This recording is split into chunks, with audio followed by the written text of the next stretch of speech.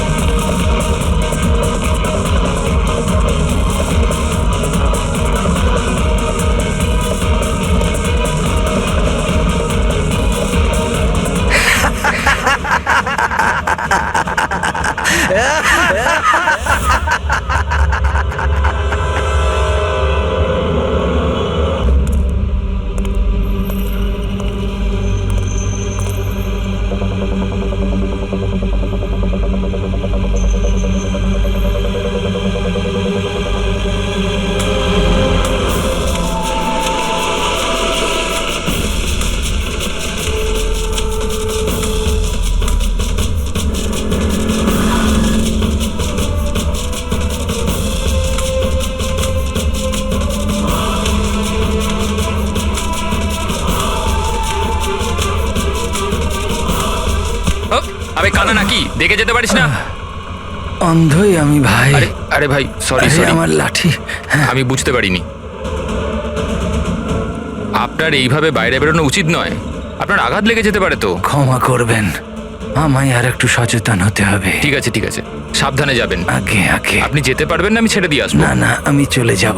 ঠিক আছে। Thank you.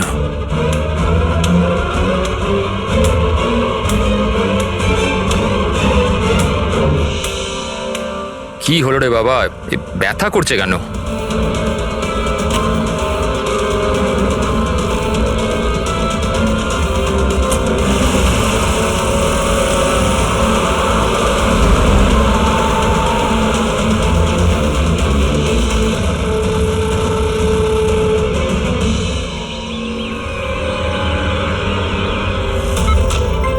কিচ্ছু হবে না, কিচ্ছু হবে না তোমার। তুমি তুমি তুমি স্থির থাকো।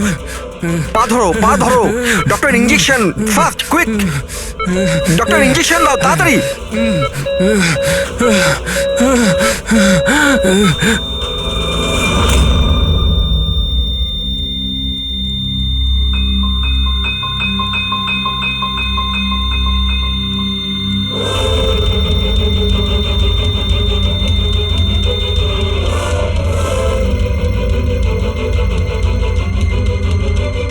ও my god, he is dead. আর এনার মৃত্যু ন্যাচারালও নয়। এবার কি? আমি জানি প্রিয়া, ইটস এ মার্ডার। আমি ডক্টর সালুখেকে এই কেসের ব্যাপারে সব কিছু বলে দিয়েছিলাম। এতক্ষণও তো উনি ফাইন্ড আউট করেই নিয়েছেন যে রমেনের মৃত্যুর প্রকৃত কারণ কি। বিষ? রমনের মৃত্যু বিষক্রিয়ায় হয়েছে? হ্যাঁ বস, খুব মারাত্মক বিষ। প্রথমে এটা মানুষের মস্তিষ্কে প্রভাব বিস্তার করে। প্রথমে ডিলেরিয়াম, ফটোফোবিয়া, অ্যামিনেশন। তারপরে ওই বিষটা অন্য অঙ্গ প্রত্যঙ্গে প্রভাব বিস্তার করে। বাকি অঙ্গ প্রত্যঙ্গ ধীরে ধীরে কাজ করা বন্ধ করে দেয় আর মানুষের মৃত্যু হয়।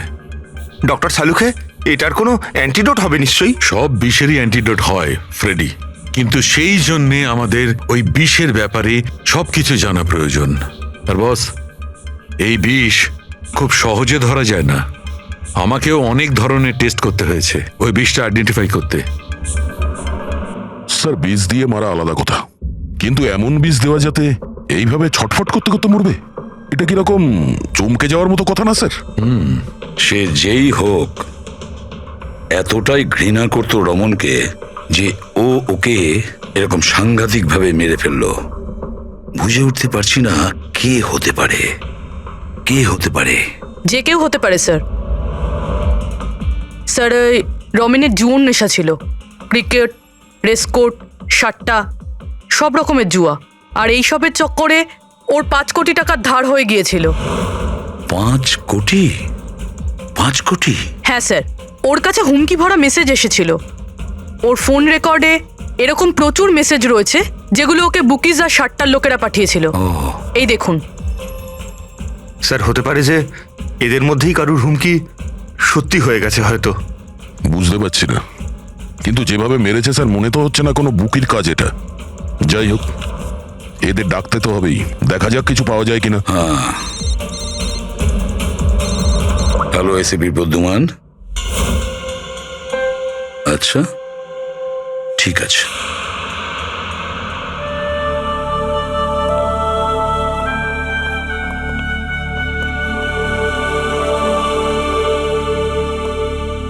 আপনি রমেনের খুড়তুতো ভাই হিতেন। হিতেন, কেউ রমনকে খুন করে দিয়েছে। কি মনে হচ্ছে আপনার, কে করেছে? আমি জানি না স্যার। স্যার, খারাপ কাজের খারাপ পরিণাম, একদিন না একদিন তো এটা হতোই। এবার কে করলো, কিভাবে করলো সেটা তো জানি না স্যার, কিন্তু এতজনের সাথে শত্রুতা, এত টাকা ধার, ওদের মধ্যে কেউই হয়তো। স্যার, আচ্ছা, আপনি ছাড়া পরিবারে আর এর কে কে আছে? মা আছে ওর, কিন্তু এখন উনি কোথায় আছেন সেটা আমি জানি না। আচ্ছা ঠিক আছে, আমাদের ইনভেস্টিগেশন এখনো চলছে, তো বডিটা এখন আমাদের কাছেই থাকবে। আপনি আপনার নাম্বারটা ওখানে লিখিয়ে দিয়ে যান, প্রয়োজন পড়লে আপনাকে কল করে নেব। ঠিক আছে স্যার। Thank you.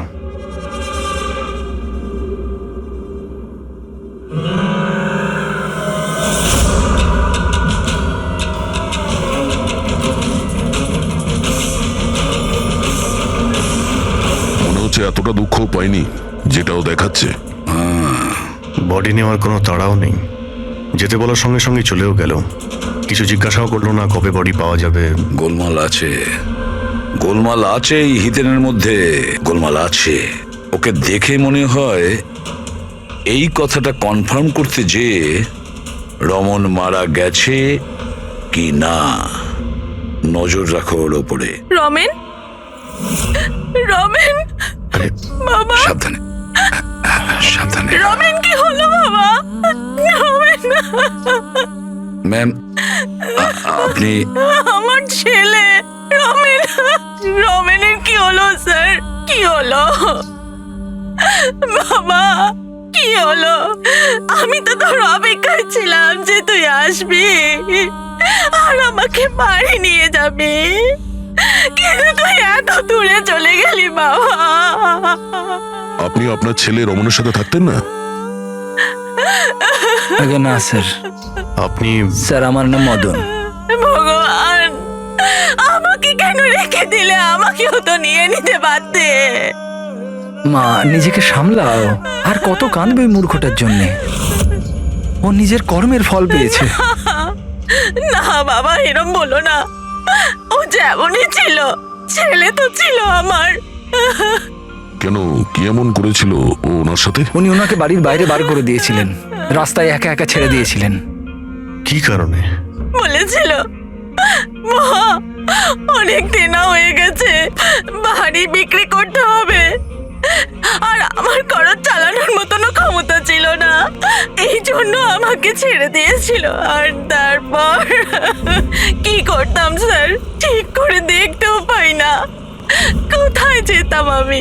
ওই জন্য পড়ে রইলাম ফুটপাতে, ক্ষুধার্ত, তৃষ্ণার্ত, সহায়হীন হয়ে। হয়তো ভগবানের দয়া হয়ে গেছিল, তাই সে দেবদূত পাঠিয়ে দিয়েছিল। তার চেহারা তো দেখতে পাইনি আমি, কিন্তু সে আমায় তার সাথে যেতে বলেছিল, আর আমি তার সাথে চলে গেলাম।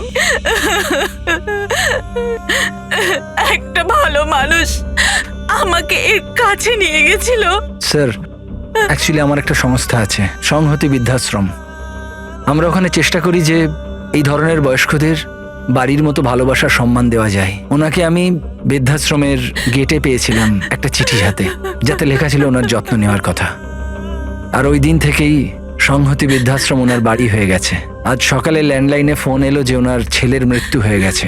ব্যাস, উনি তখন থেকেই কাঁদছেন। আসলে মা তো আমি আপনাদের কাছে অনুরোধ করছি, এই হত্যাকারীকে ছাড়বেন না স্যার। অবশ্যই শাস্তি দেবেন স্যার, অবশ্যই শাস্তি দেবেন। দেখুন ম্যাম, আমি আপনাকে কথা দিচ্ছি, আমরা রমনের খুনিকে ছাড়বো না, তাকে কঠোর থেকে কঠোরতম শাস্তি দেব। আপনি প্লিজ এ ব্যাপারে ভাববেন না। আপনি নিজেকে সামলে নিন। মদন, তুমি ওনার খেয়াল রেখো। আরো একটা কথা, কোনো কিছুর দরকার যদি আপনাদের পড়ে তাহলে নিশ্চয়ই আমাদের জানাবেন। দারুণ ব্যাপার। সারিকা, হসপিটালের ডক্টরের রিপোর্ট অনুসারে এর হাঁটুতে যে চিহ্নটা পাওয়া গেছে, এটা হয় কোনো অ্যালার্জির আর নয়তো কোনো বিষাক্ত ধরনের পোকামাকড়ের দংশনের চিহ্ন।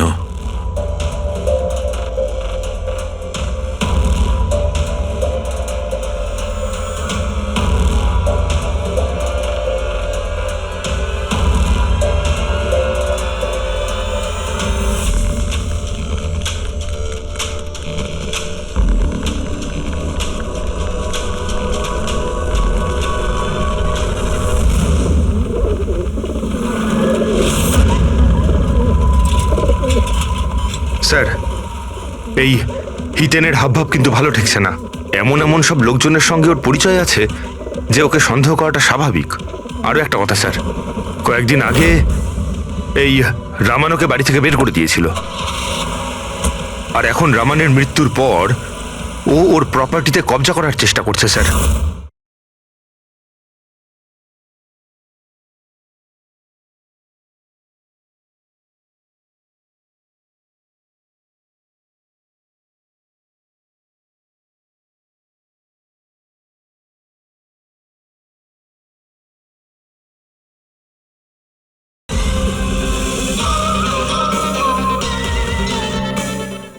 স্যার, 1 মিনিট এদিকে আসবেন প্লিজ।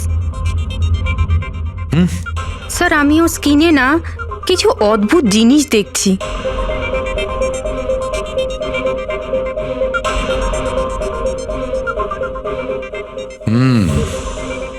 সারিকা, এই যে অদ্ভুত জিনিসটা দেখতে পাওয়া যাচ্ছে, আসলে এটা প্যারাফিন। প্যারাফিন? আরে, তার মানে ওই বিষটা ওর থাইতে ইনজেক্ট করা হয়েছিল? করা হয়েছে, ওই বিষটা এর থাইতেই ইনজেক্ট করা হয়েছে। তাহলে মোম কোথা থেকে এলো? মোম কোথা থেকে এলো? সারিকা, এইখান দিয়ে খুনি বিষ ইনজেক্ট করেছে। আসলে এই বিষটা মোম দিয়ে, প্যারাফিন দিয়ে কোটেড ছিল। এই জন্যে এর চামড়াতেও আর এর রক্ততেও প্যারাফিন পাওয়া গেছে। কারণ খুনি চায়নি যে এই বিষটাও শরীরে গিয়ে খুব শিগগিরই কাজ শুরু করুক, সেই জন্য ও এটাকে কোট করে দিয়েছে। আর এই যে বিষটা এসকামাইন, এটা একটা বায়ো পয়জন, জৈবিক বিষ।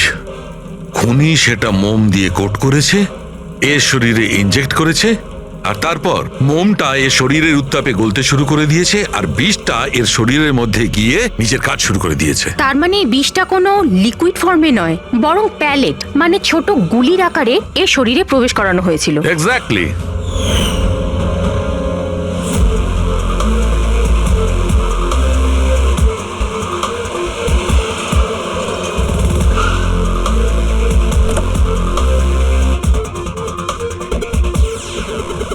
এই হলো সেই কনস্ট্রাকশন সাইট যেখানে রমন ইঞ্জিনিয়ার ছিল।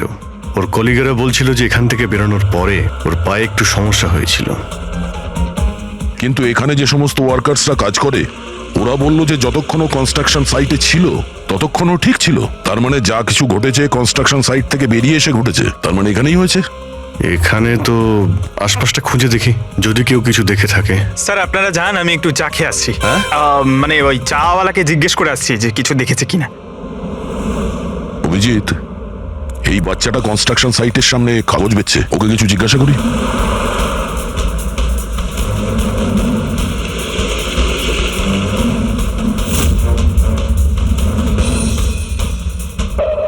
কি নাম বাবা তোমার? চুটকি। ছুটকি। আচ্ছা, তুমি এটা দেখো তো, এটা এই ছবিটা ভালো করে দেখো, দেখো তো তুমি একে চিনতে পারছো কিনা। হ্যাঁ, এই লোকটা তো আমার কাছ থেকে খবর কাগজ কিন্তু 3 দিন ধরে আসছে না। তাহলে 3 দিন আগে তুমি এই আঙ্কেলকে এখানে দেখেছিলে? হ্যাঁ, একটা লোকের সঙ্গে ধাক্কা খেয়েছিল, ওনার চোটও লেগেছিল। ওই লোকটা কেমন অদ্ভুত ছিল। অদ্ভুত? অদ্ভুত মানে? আবে অন্ধ নাকি, দেখে যেতে পারিস না? অন্ধ আমি ভাই।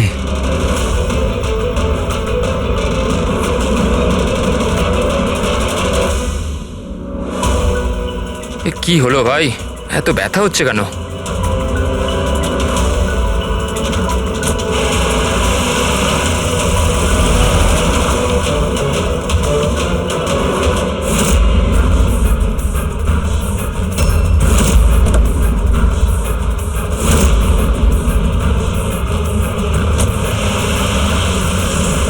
তার মানে ও অন্ধ ছিল না, ওই হামলা করেছিল রমনের ওপর। আচ্ছা এটা বলো তো যে ওই আঙ্কেলকে তুমি চিনতে পারবে? তুমি কি ওকে ঠিক করে দেখেছিলে? না। আচ্ছা ওই গাড়ির নাম্বারটা মনে আছে? না আঙ্কেল, ওই আঙ্কেলকে গাড়ি চালাতে দেখে আমি অবাক হয়ে গেছিলাম, এই জন্য গাড়ির নাম্বার মনে নেই। কিন্তু কি হয়েছে আঙ্কেল? ইঞ্জিনিয়ার আঙ্কেল ঠিক আছে তো? না বাবু, ওর কিছু হয়নি। ও অন্য কোনো কনস্ট্রাকশন সাইটে চলে গেছে, এখনো এখানে আসবে না। Thank you. হ্যাঁ, তুমি এখন নিউজ পেপার বিক্রি করছো, তুমি স্কুলে যাবে না?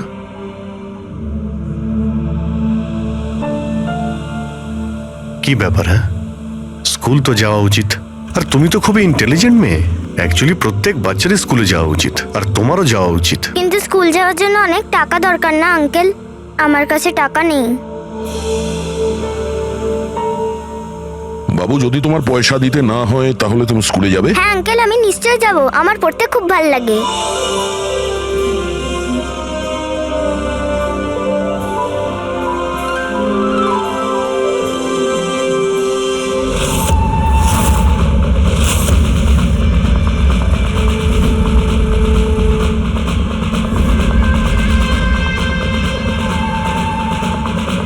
সমীর, এবার তোমার পালা। হ্যাঁ বলো। ভাই তুমি একবারে বুঝতে পারো না নাকি? দেখো আমি তোমায় আগেই বলেছি, তুমি যা খুশি করো, আমি ওই ফালতু জায়গার জন্য একটা টাকাও খরচ করব না।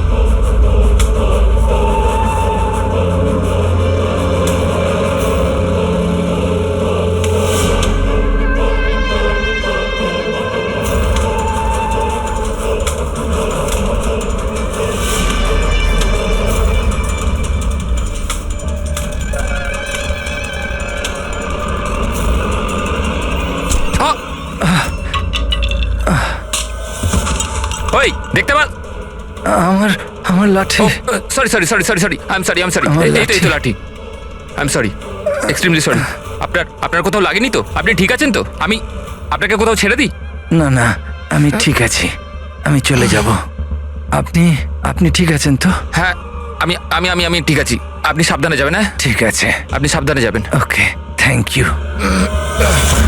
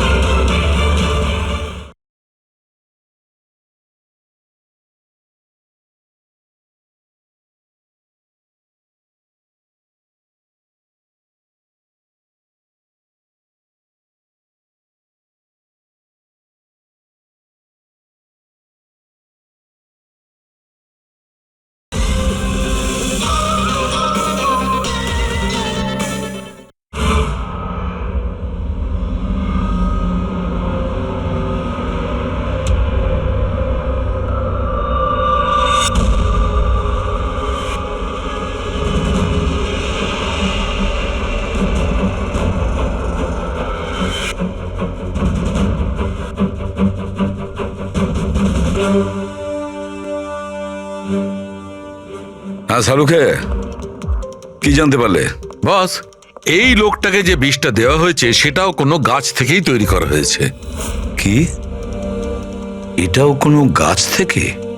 হ্যাঁ বস, কিন্তু এটা কি ধরনের বিষ সেটা সারিকা এক্ষুনি জেনে যাবে। এই বিষটার নাম রিকিউনিস কমিউনিস, আর এই বিষটা আগের বিষটার থেকেও অনেক বেশি বিষাক্ত আর ভয়ঙ্কর। রিকিনেস, এটা কোনো গাছের নাম নাকি? হ্যাঁ ফ্রেডি, এটা একটা গাছের নাম। আর বস, এটা কোনো সাধারণ গাছ নয়, সহজে পাওয়া যায় না। আর খুনি যে কেউ হোক, বস ওর গাছপালা সম্পর্কে খুব ভালো জ্ঞান আছে। হ্যাঁ হ্যাঁ, সেটাই তো হওয়ার কথা এই গাছের ব্যাপারে। তাই তো। কিন্তু স্যার, এই খুনটার কারণ কি হতে পারে? আমরা তো রামানের খুনের কারণ জানি না, সমীরেরও না, আর দূর দূর পর্যন্ত এদের নিজেদের মধ্যে কোনো সম্পর্কও ছিল না। স্যার, সমীর আর রমনের মধ্যে একটা জিনিস তো খুবই কমন। কি? মাই গড, তাহলে এটাই সেই সূত্র যেটা সমীর আর রমনকে যুক্ত করে? তাহলে কি দুজনে একই ভুল করেছে? হ্যাঁ স্যার, রমনের মতো সমীরও তার বুড়ো ক্যান্সার আক্রান্ত বাবাকে বাড়ি থেকে বের করে দিয়েছিল।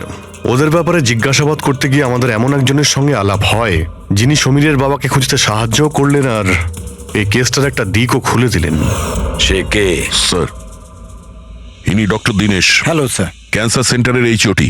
সমীরের বাবার চিকিৎসা উনিই করছিলেন। ডক্টর দীনেশ, একটা কথা আমাকে বোঝান। সমীর যখন তার বাবাকে বাড়ি থেকে বের করে দেয়, তাহলে সমীরের বাবা, মানে বলতে চাইছি সমীরের বাবা আপনার ওখানে কিভাবে পৌঁছলো ক্যান্সার সেন্টারে? কেউ ওনাকে হাসপাতাল পৌঁছে দিয়েছিলেন। আমি হাসপাতাল পৌঁছেছিলাম যখন আমি ওনাকে দেখলাম একটা চেয়ারে বসে কিছু বিড়বিড়ি করছিলেন, হাতে একটা খাম ছিল। আমি জিজ্ঞেস করলাম, আপনি কে? কিন্তু উনি কিছু মনে করতে পারলেন না। আমি ওনার হাত থেকে খামটা নিলাম।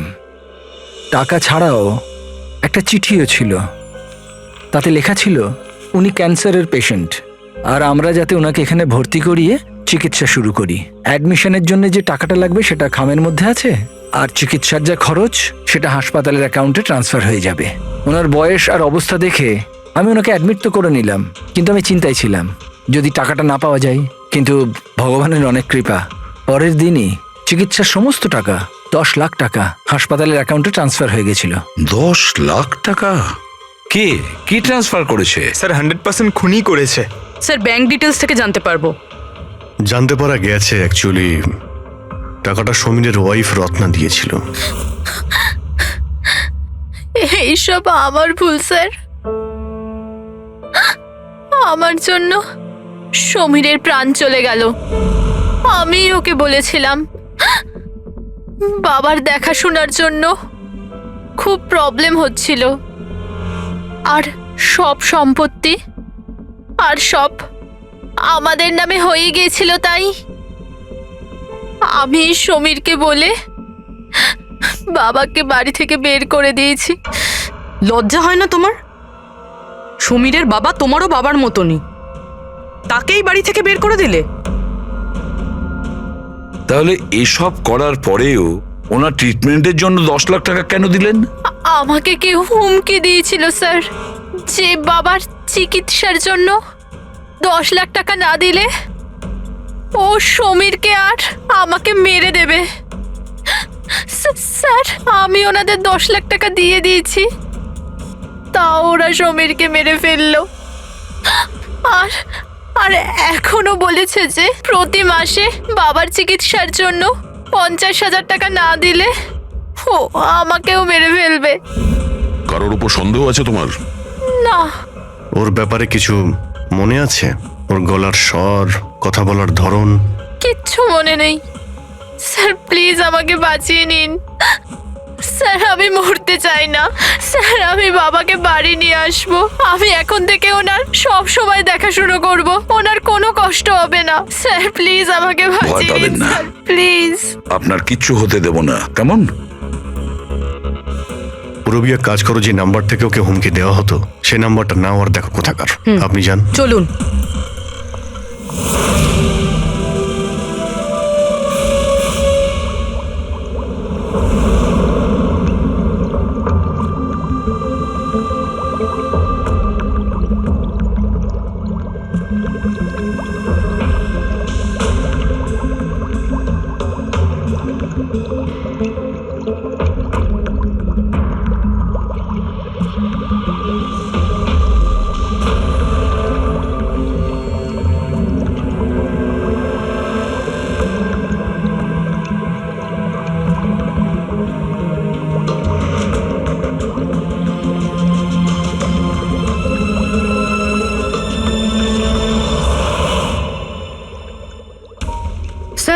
এতগুলো অ্যান্টিডোটস বানিয়েছি, কিন্তু এটার কি নিশ্চয়তা আছে যে খুনি এর মধ্যেই কোনো একটা বিষ ব্যবহার করবে? এবার আর যাই করি, আমরা খুনির মাথার ভেতরে তো আর ঢুকতে পারবো না। তোমার কথাটা একদম ঠিক সারিকা, কিন্তু একটা কথা ভাবো, খুনি এই গাছগুলো থেকে বিষ বার করে ব্যবহার করছে, এই গাছগুলো থেকে আগেরটা থেকে আরো বেশি বিষাক্ত প্রত্যেকবার। আমাদের সব সময় প্রস্তুত থাকতে হবে। জানি না পরের বার কোন ধরনের গাছের বিষ কাকে প্রয়োগ করবে, জানি না কার ওপর, কবে, কখন, কোথায়, কোন ধরনের গাছের জানা নেই।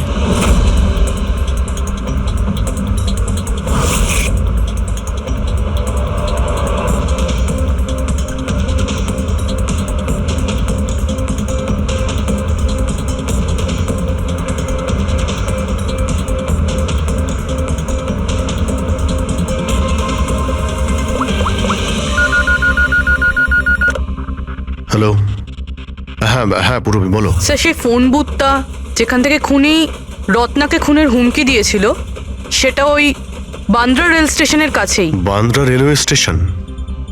কিন্তু ওখানে তো খুব ভিড় থাকে, ওখানে নিশ্চয়ই ও অন্ধ সেজে এই কাজটা করেনি। খুবই কঠিন এটা জানতে পারা। স্যার, কেউ কিছু জানে না সেটা ঠিক, কিন্তু একটা বিশেষ ব্যাপার হলো সেটা এই ফোনগুলো সকাল 11টা থেকে 12টার মধ্যে করা হয়েছে। আর রেলওয়ে স্টেশনের কাছে একটা বাস স্ট্যান্ডও আছে, যেখান থেকে পুনেতে বাস যায়। পাশেই বাস স্ট্যান্ড আছে, মানে ও ট্রেনে করে যেতে পারে আর বাসে করেও। ঠিক আছে, কোনো ব্যাপার না, দেখছি। ভাইন্দার, তার মানে খুনি মুম্বাইতেই থাকে আর শুধুমাত্র সমীরকে খুন করার জন্যই পুনা গেছিল? তাহলে পুনাও ট্রেনে করে গেছিল, কিংবা বাসে, কিংবা কোনো প্রাইভেট গাড়ি, কিংবা তার নিজের গাড়িতে। সেটাই তো স্যার, খুনি এটা জানতো যে আমরা রত্নার কাছে পৌঁছবই, আর এই কলের ব্যাপারটাও আমরা জেনে যাব। সেই জন্যই ও আমাদের বিভ্রান্ত করছে, আমাদের সঙ্গে খেলতে চাইছে। হ্যাঁ, খেলাই খেলছে। কিন্তু স্যার, আমরা খুনি পর্যন্ত পৌঁছবো কি করে? আমাদের কাছে তো ওর বিরুদ্ধে কোনো ইনফরমেশনই নেই, আর আমরা এটাও জানি না যে ওর পরবর্তী শিকার কে হবে। পঙ্কজ, খুনি শিকারের কাছে পৌঁছানোর আগেই আমরা তার কাছে শিকার পৌঁছে দেব।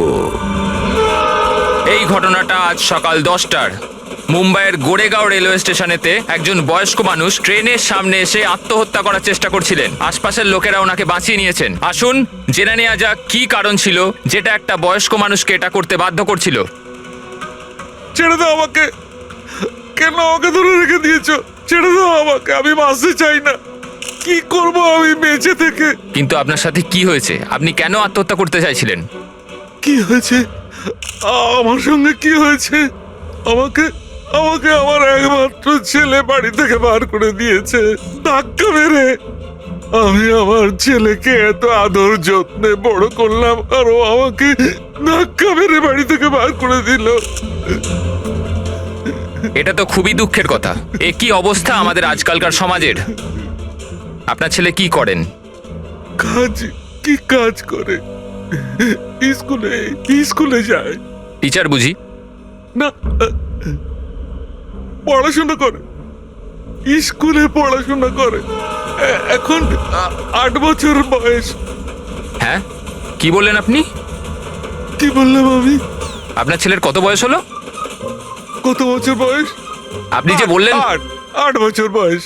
আমার ছেলে 8 বছর বয়স মাত্র আমাকে ঘর থেকে বার করে দিল, আমি মরেই যাব। আপনারা শুনতেই পেলেন, ইনি দাবি করছেন যে এনার 8 বছরের ছেলে নাকি বাড়ি থেকে বের করে দিয়েছে। কি এমন ঘটেছিল? কে এই 8 বছরের বাচ্চা? রেল লাইনে মাথা দিচ্ছিলেন যে বয়স্ক মানুষ, তার 8 বছরের ছেলের খোঁজ আমরা পেয়ে গেছি। আসলে তিনি একজন 33 বছরের সফটওয়্যার ইঞ্জিনিয়ার। বয়স্ক মানুষটির মস্তিষ্কে সমস্যা থাকার জন্য উনি এখনো ছেলেকে 8 বছরেরই ভাবেন। উনার ছেলে আমেরিকায় থাকেন, আর সে উনাকে বাড়ির বাইরে বার করে দিয়েছেন, আর তারপরেই বয়স্ক মানুষটি আত্মহত্যা করার চেষ্টা করেন। আসুন উনার ছেলেকে জিজ্ঞেস করি উনি এটা কেন করলেন। Sir, 1 minute. স্যার, একটা প্রশ্ন ছিল। স্যার, এটা কি সত্যি খবর যে আপনি আপনার বাবাকে বাড়ি থেকে বার করে দিয়েছিলেন? হ্যাঁ, এটা সত্যি। স্যার আপনি এটা কেন করলেন? আপনার কি এটা একদম খারাপ লাগলো না? হ্যাঁ, বার করেছি আমি, আর খারাপও লাগেনি। আপনি চেনেন ওনাকে? আপনি কখনো সহ্য করেছেন? ওনার অ্যালজাইমার আছে, ওনাকে সামলাতে সামলাতে পাগল হয়ে যাচ্ছি আমি। আমার একটা নিজস্ব জীবন আছে, আমার ওয়াইফ আছে, বাচ্চা আছে। কি করব আমি? আরে কতদিন ধরে টাকা খরচা করে ওনার ট্রিটমেন্ট করাবো আমি, আর কিচ্ছু নেই আমার কাছে। কি করে ট্রিটমেন্ট করাবো ওনার আমি? আরে আমাদের পেছন ছাড়ো তুমি, এখান থেকে দূরে কোথাও চলে যাও। বিরক্ত হয়ে গেছে আমি তোমার থেকে। এই নাটক দেখার জন্য এখানে দাঁড় করিয়ে রেখেছো, এবার আনন্দ পেয়েছো তো? চলে যাও এখান থেকে। Sir sir sir sir sir sir, আপনিও তো কখনো ছোট ছিলেন। ইনি আপনাকে পড়াশোনা শিখে বড় করলেন, আপনাকে মানুষ করলেন, আর আপনি ওনাকে বাড়ির বাইরে বার করে দিলেন। ভালোবাসা উতলে পড়ছে? হ্যাঁ, যা যা তুলে নিয়ে যা, যা। মাথা খারাপ করো না আমার। তোমার যা করা ছিল তুমি করে নিয়েছো এখানে ডেকে আমাকে। শান্তি পেয়েছো তো? টাকা কামিয়েছো? যাও এখান থেকে। তাহলে দেখলেন আপনারা কিভাবে একজন ছেলে তার বাবাকে বাড়ির বাইরে বার করে দিলেন। এবার এই বয়স্ক মানুষটি কোথায় যাবেন? কার ভরসায় বাঁচবেন? ইনি এনার সারা জীবনের পুঁজি ছেলের ওপর খরচ করেছেন, আর সেই ছেলেই আজকে এনাকে বাড়ির বাইরে বার করে দিয়েছেন।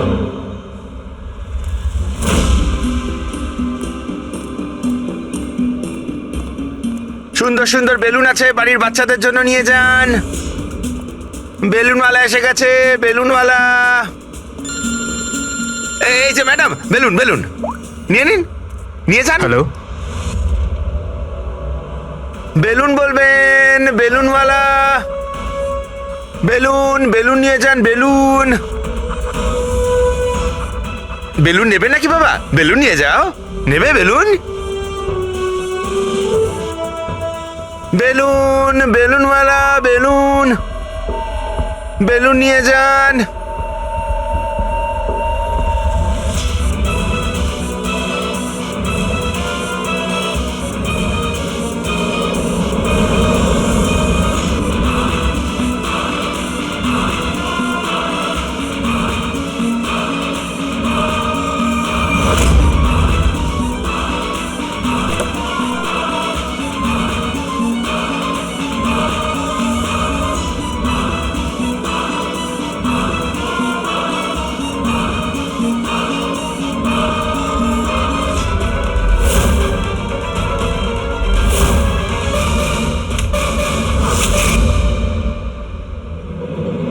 স্যার, স্যার, একজন অন্ধ বিল্ডিং এর দিকে আসছে।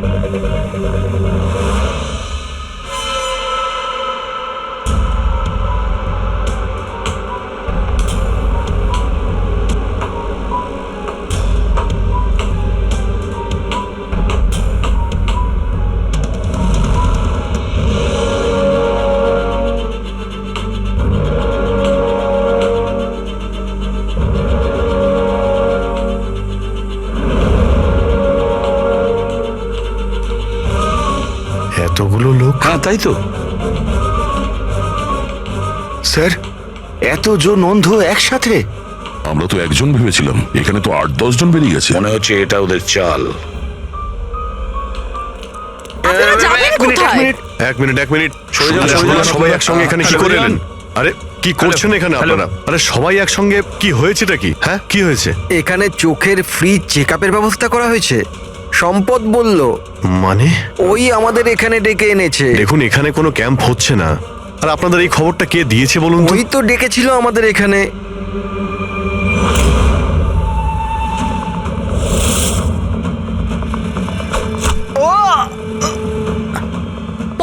পঙ্কজ, পঙ্কজ, পঙ্কজ, পঙ্কজ, আরে ওই তো, ধরো ওকে।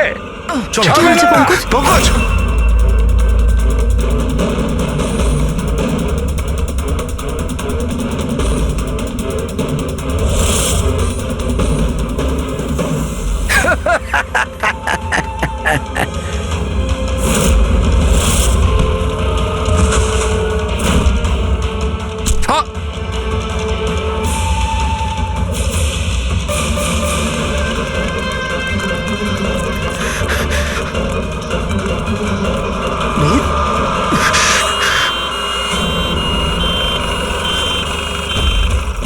এসো এসো তাড়াতাড়ি এসো।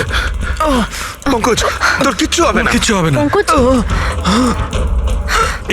একে অ্যাম্বুলেন্সে নিয়ে যাও।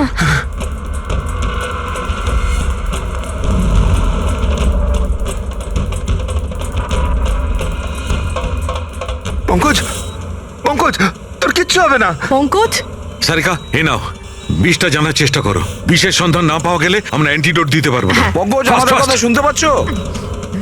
ও শুনতে পাচ্ছে না, ওকে ঘুমোতে দিও না। আই উইশ আমাদের কাছে অ্যান্টিডোটসটা আছে, না হলে ওকে আমাদের হসপিটালে নিয়ে যেতে হবে।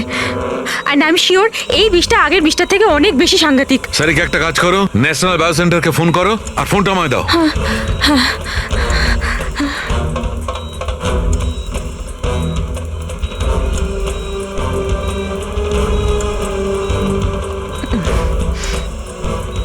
Pankaj don't worry Pankaj.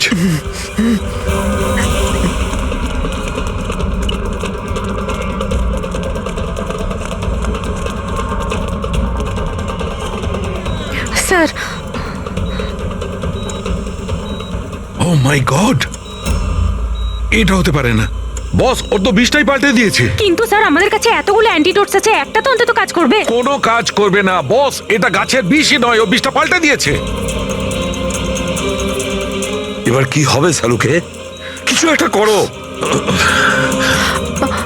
Pankaj Pankaj keep breathing, সব ঠিক হয়ে যাবে। হ্যাঁ